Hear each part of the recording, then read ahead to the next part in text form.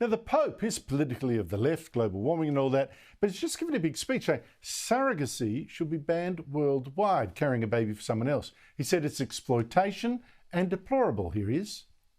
Desprecabile la pratica della cosiddetta maternità surrogata che lede gravemente la dignità della donna e del figlio.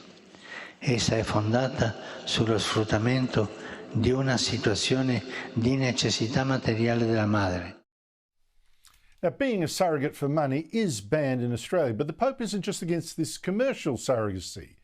Joining me is my Tuesday panel, Will Kingston, host of Australiana, a weekly podcast from The Spectator on politics and culture, and Danica Di Giorgio, who you'll also be seeing this year as the host of a new chat show called The Jury, premiering in February. Danica, I'll start with you. Is the Pope right? Ban surrogacy?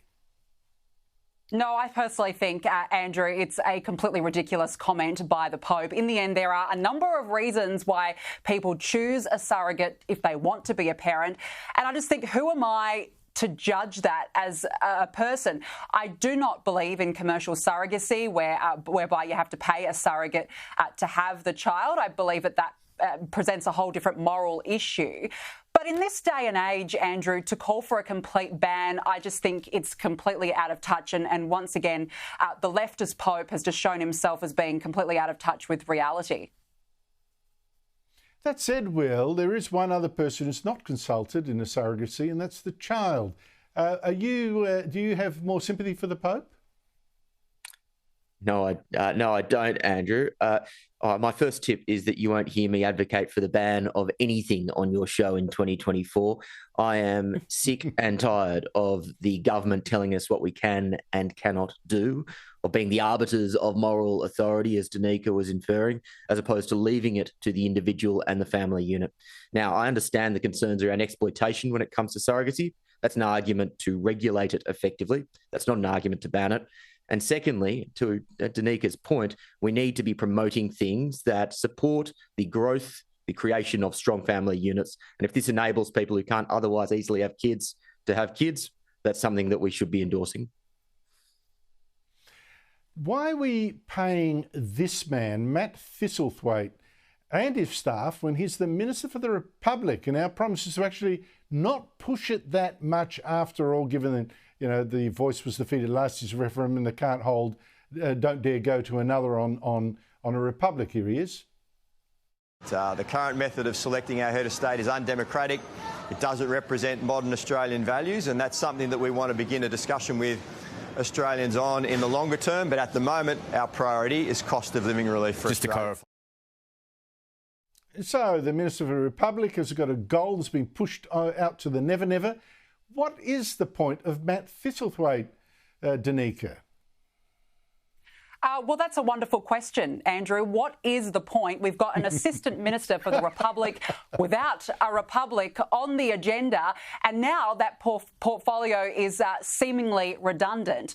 So why are we paying us taxpayers to have a Republic portfolio when it's not even going to be explored? In fact, it should never, ever have been put there in the first place.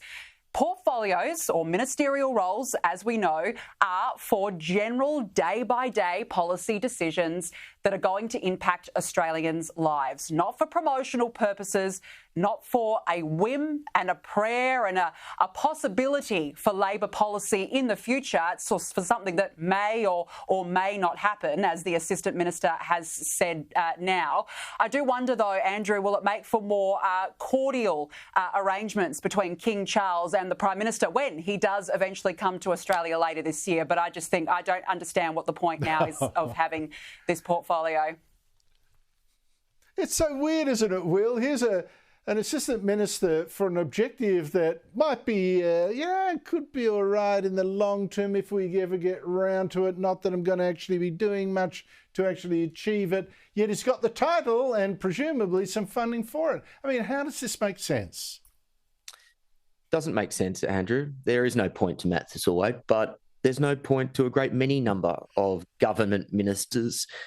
We, like many Western governments, have dramatically overstepped the ambit of responsibility of the traditional roles of government. Wouldn't it be nice this year, instead of Ministries for Innovation or the Republic or, youth or women, we said the government is responsible for ensuring the economy is strong, protecting the borders, making sure defence is all in order, and getting the basics right. I think one of the reasons why we don't do any of that stuff as well as we could is because there isn't that strategic focus. The government thinks they can solve all of our problems, and instead they don't solve any of them particularly effectively.